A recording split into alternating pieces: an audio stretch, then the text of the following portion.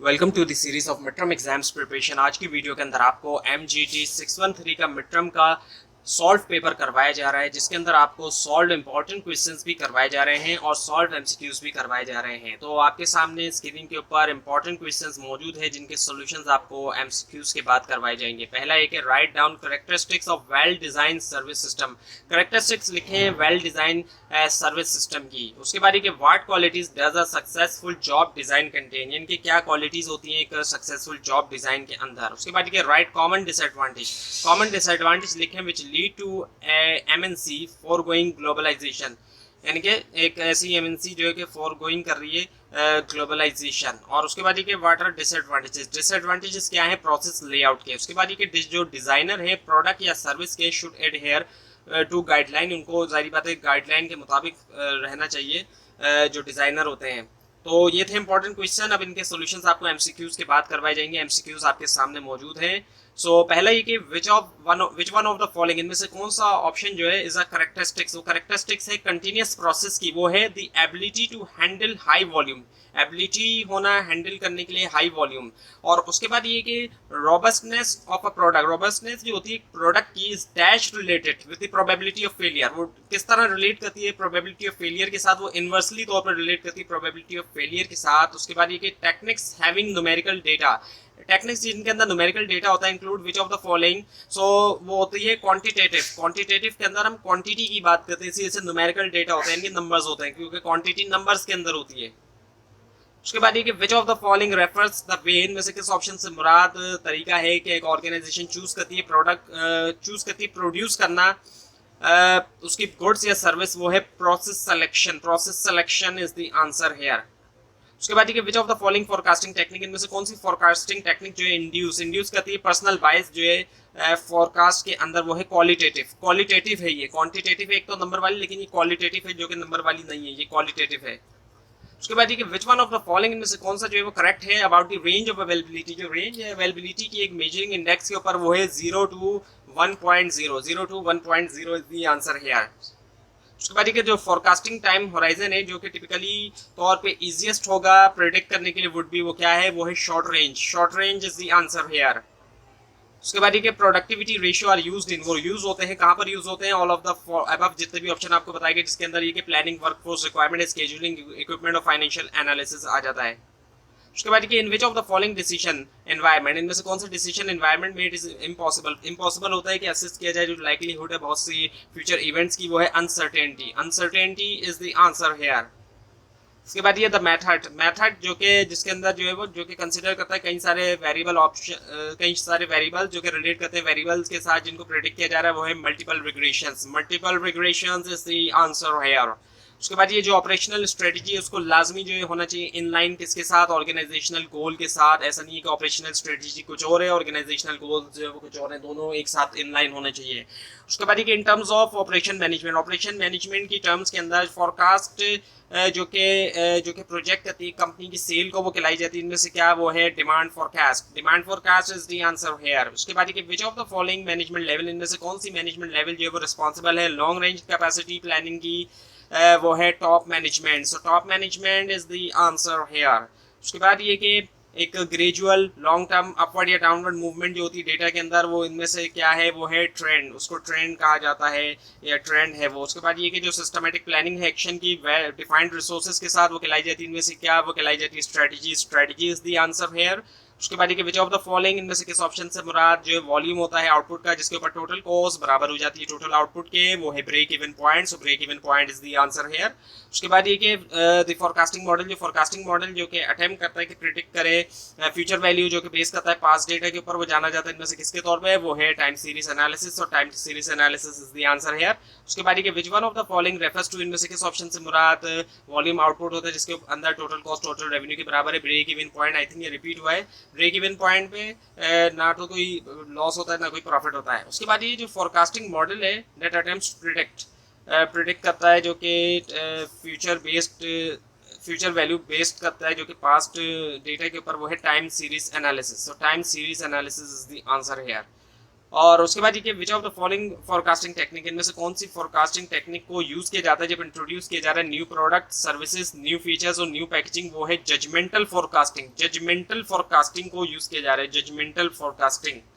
उसके बाद ये जो सिस्टमेटिक प्लान है एक्शन का डिफाइंड रिसोर्सेज के साथ, वो कहलाया जाता है, इनमें से क्या, वो है strategy. Strategy is the answer here. और उसके बाद ये कि at the time horizon, as the time horizon increases, जैसे जैसे टाइम होराइजन इंक्रीज होता है, एक्यूरेसी जो होती है फोरकास्ट की वो क्या हो जाती है, वो डिक्रीज हो जाती है, वो डिक्रीज होती जाती है फोरकास्ट की एक्यूरेसी। उसके बाद विच ऑफ द फॉलोइंग इंक्लूड्स, इनमें से किस ऑप्शन के अंदर शामिल है क्वांटिटेटिव जो मेथड्स हैं फोरकास्टिंग के, वो है एक्सपोनेंशियल स्मूथिंग, एक्सपोनेंशियल स्मूथिंग। उसके बाद which one of the following, इनमें से कौन सा ऑप्शन जो है not the property of naive forecast, वो प्रॉपर्टी नहीं है नाइफ फोरकास्ट की, वो है costly, costly is the answer. उसके बाद which one of the following forecasting technique, इनमें से कौन सी फोरकास्टिंग टेक्निक जो है is used to identify a trend, उसको यूज करते हुए आइडेंटिफाई किया जाता है ट्रेंड को, when data is neither growing, जब डेटा ना तो ग्रो कर रहा है ना डिक्लाइन हो रहा है रैपिडली, और उसकी कोई सीजनल कैरेक्टरिस्टिक्स नहीं है, वो है simple moving averages. Simple moving average is the answer here. उसके बाद व्हाट बिजनेस आर वी इन, किस बिजनेस के अंदर हम हैं, ये स्टेटमेंट जो है वो आता है कम अंडर किसके अंदर आता है, ये आता है मिशन स्टेटमेंट के अंदर। So mission statement is the answer here. उसके बाद ये फोरकास्ट हेल्प्स मैनेजर, फोरकास्ट जो है वो हेल्प करती है मैनेजर को बाय रिड्यूसिंग डिग्री ऑफ किसकी, अनसर्टेनिटी, अनसर्टेनिटी जो होती है गैर यकीनी सूरत हाल, उसके अंदर हम देखते हैं कि कमी आती जाती है। उसके बाद ये स्ट्रेटेजी दैट इज नैरो और इन स्कोप, एक ऐसी स्ट्रेटेजी जो कि नैरो होती है स्कोप के अंदर लेकिन ज़्यादा डिटेल होती है उसके अंदर, वो है ऑपरेशनल स्ट्रेटेजी। ऑपरेशनल स्ट्रेटेजी जो होती है स्कोप नैरो लेकिन डिटेल ज़्यादा। Operational strategy must be in line with organisational goal, ये दोबारा रिपीट हुआ है कि ऑर्गेनाइजेशनल गोल के मुताबिक हो। और उसके बाद ये जो फ्रीक्वेंसी होती है, कैपेसिटी, चॉइस, डिसीजन की, वो इन्फ्लुएंस होती है तमाम जितने भी फैक्टर्स हैं सिवाय एक को छोड़ के, वो है कॉस्ट फैक्टर। बाकी ऑप्शन है stability of demand, technological changes और कॉम्पिटिटिव फोर्सेस। उसके बाद ये कि जो ऑपरेशनल स्ट्रेटजीज है मोस्टली जो है वो फंक्शन करती हैं टू डायमेंशंस के ऊपर, जो कि क्या है, quality management and service, quality service और मैन्युफैक्चरिंग स्ट्रेटजीज। उसके बाद ये द सब्जेक्टिव इनपुट्स जो कि हासिल हुए सोर्सेज से, जैसे कि consumer survey, sales staff, managers, executive, वो जो क्लासिफिकेशन है फोरकास्ट की कौन सी, judgemental, judgemental, judgemental is the answer here. उसके बाद ये जो फोरकास्टिंग मॉडल जो कि बेस करता है एस्टिमेट्स के ऊपर, सेल्स पर्सन की जो expected sales is likely to be called, वो कहलाई जाएगी sales force combination, sales force combination is the answer here. तो उसके बाद ये which one of the following correctly explain, इनमें से कौन सा ऑप्शन करेक्टली तौर पर एक्सप्लेन करता है जो एलिमेंट है अच्छी फोरकास्ट के, वो है timely, accurate, reliable, meaningful, return simple, simple to use. So this is the answer. और उसके बाद ये कि with regard to a regression based forecast, regression based forecast के हवाले से जो स्टैंडर्ड एरर है एस्टिमेट का, वो देता है एक मेजर जो है इनमें से किसका, वो है variability around the regression line, जो रिग्रेशन लाइन के आसपास जो वेरिएबिलिटी होती है। उसके बाद ये कि which one of the following refers to the volume, इनमें से किस ऑप्शन से मुराद वॉल्यूम आउटपुट होता है, जहां पर टोटल कॉस्ट बराबर होती है टोटल रेवेन्यू के। ब्रेक इवन ये दोबारा रिपीट हुआ है, ब्रेक इवन के ऊपर टोटल कॉस्ट टोटल रेवेन्यू की बराबर होती है। और उसके बाद ये कि which one of the following refers to a decision environment, इनमें से किस ऑप्शन से मुराद एक डिसीजन एनवायरनमेंट है जहां पर रिलेवेंट पैरामीटर्स जो है उनकी नॉन वैल्यूज हैं, वो है सर्टेनिटी, सर्टेनिटी है यानी कि यकीनी सूरत हाल है। नॉन वैल्यूज है तो सर्टेनिटी है, यकीनी सूरत हाल है। उसके बाद ये जो पॉइनियर है ट्रांसफॉर्मिंग करने की मैनेजमेंट टू साइंटिफिक डोमेन्स, वो कौन है, दोनों हैं इसके अंदर, ए एंड बी, यानी कि फ्रेडरिक टेलर और इसके अलावा लिलियन एंड फ्रैंक गिलबरेथ, ये दोनों ही यानी ऑप्शंस इसके करेक्ट हैं। और उसके बाद ये कि which of the following statements correspond to an order winning characteristics, वो क्या है कि एक factor, a factor which gives an organisation competitive edge, यानी कि ऑर्डर विनिंग कैरेक्टरिस्टिक्स यही है कि कॉम्पिटिटिव एज होगा तो एक कंपनी जो है वो एक ऑर्गेनाइजेशन ऑर्डर विनिंग उसकी कैरेक्टरिस्टिक्स है, वो विन करेगी। उसके बाद ये कि which method of forecasting is the most widely use, कौन सा मेथड फोरकास्टिंग का वाइडली तौर पर यूज होता है, वो है एक्सपोनेंशियल स्मूथिंग, एक्सपोनेंशियल स्मूथिंग। उसके बाद ये ऑर्गेनाइजेशन वेदर मैन्युफैक्चरिंग प्रोडक्ट है, ऑर्गेनाइजेशन जो कि चाहे मैन्युफैक्चर कर रही है प्रोडक्ट या डिलीवर कर रही है सर्विस, वो are made to operate in 3 dimension that are, उसको बनाया जाता है कि वो ऑपरेट करे 3 डायमेंशंस में जो कि है legal, ethical and environmental. So this is the answer here. उसके बाद कि which one of the following, इनमें से किस ऑप्शन से मुराद एक डिसीजन एनवायरनमेंट है जहाँ पर रिलेवेंट पैरामीटर की नॉन वैल्यू है, वो है certainty. Certainty is the answer here. उसके बाद ये which one of the following इनमें से कौन सी जो है ऑप्शन वो करेक्टरिस्टिक्स है इस कंटिन्यूस प्रोसेस की, वो है the ability to handle high volume, ability होना हैंडल करने के लिए हाई वॉल्यूम्स। उसके बाद ये जो रोबस्टनेस होती है कोई प्रोडक्ट की, वो रिलेट करती है प्रोबेबिलिटी ऑफ फेलियर के साथ, वो है क्या इन्वर्सली रिलेट करती है प्रोबेबिलिटी ऑफ फेलियर के साथ। और उसके बाद ये कि जो टेक्निक है जिनके अंदर न्यूमेरिकल डेटा है वो कौन सी हैं, क्वांटिटेटिव होती हैं और ये रिपीट हुआ है। और उसके बाद ये द सिस्टमेटिक प्लान, जो सिस्टमेटिक प्लान होता है एक्शन का डिफाइंड रिसोर्सेज के साथ, वो है स्ट्रेटेजी। सिस्टमेटिक प्लान भी होता है डिफाइंड रिसोर्सेज के साथ। अब आपके सामने इंपॉर्टेंट क्वेश्चन एंड आंसर हैं। सो पहला ये कि write down characteristics of well design service system. Characteristics लिखे हैं जो वेल डिजाइन सर्विस सिस्टम है उसकी। सो एक वेल डिजाइन सर्विस सिस्टम जो है उसको कंसिस्टेंट होना चाहिए, ऑर्गेनाइजेशन का जो विजन है और साथ में जो मिशन है उसके भी, इन दोनों के साथ कंसिस्टेंट रहना चाहिए जो वेल डिजाइन सर्विस सिस्टम होता है। और इट शुड बी, ये जो यूजर फ्रेंडली भी हो, रोबस्ट भी हो और इजी हो सस्टेन करने के लिए, कॉस्ट इफेक्टिव हो और एंड शुड ब्रिंग और वैल्यू लेकर आए कस्टमर को। सो एक अच्छा और वेल डिजाइन जो है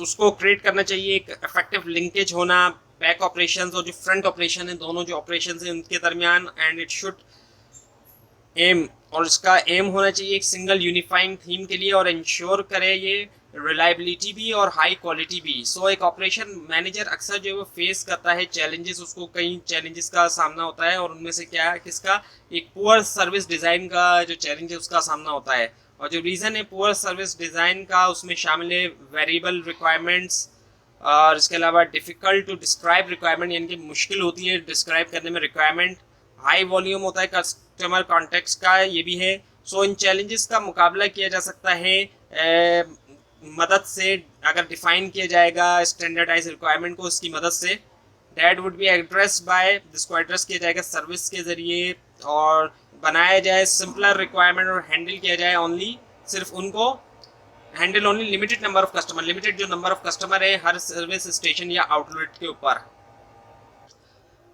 so next question is what qualities does a successful job design contain, यानी कि क्या क्वालिटीज होती हैं एक सक्सेसफुल जो जॉब डिजाइन होता है उसके अंदर।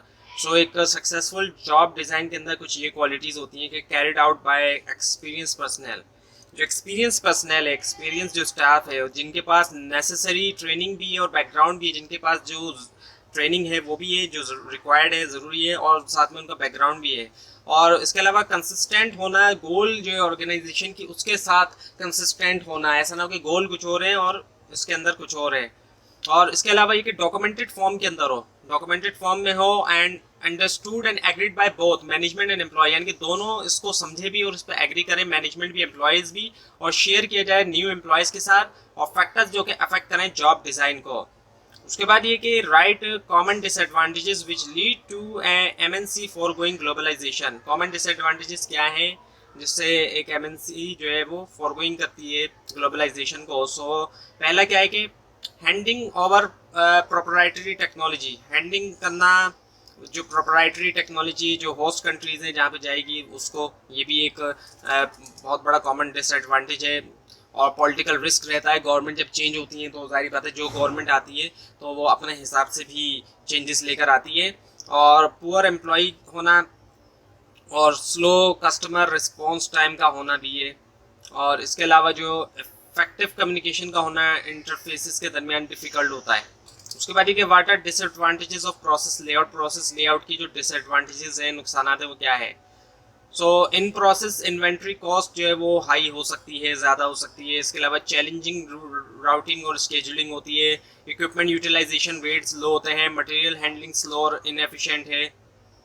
और कॉम्प्लेक्सिटी जो है वो रिड्यूस करती है स्पैन ऑफ सुपरविजन को। उसके बाद ये कि जो डिज़ाइनर है प्रोडक्ट या सर्विस के, उनको जुड़े रहना चाहिए गाइडलाइंस के साथ। सो डिज़ाइन साइट को ज़रूरत होती है कि वो जुड़े रहें, जो उसके मुताबिक रहें, जो सर्टेन गाइडलाइन है जो कि इंश्योर कर सके कि ऑर्गेनाइजेशन जो है वो कर सकेगी अचीव उसकी ऑर्गेनाइजेशनल स्ट्रेटजी। और ये जो गाइडलाइन होती है अक्सर आर फॉर्म करती हैं जो बेसिस है एक ऑर्गेनाइजेशन की डिज़ाइन स्ट्रेटजी और इंडिकेट करती है इंपॉर्टेंस जो स्टैंडर्डाइजेशन की प्रोडक्ट और स्टैंडर्डाइजेशन की डिज़ाइन के अंदर प्रोडक्ट या सर्विस के।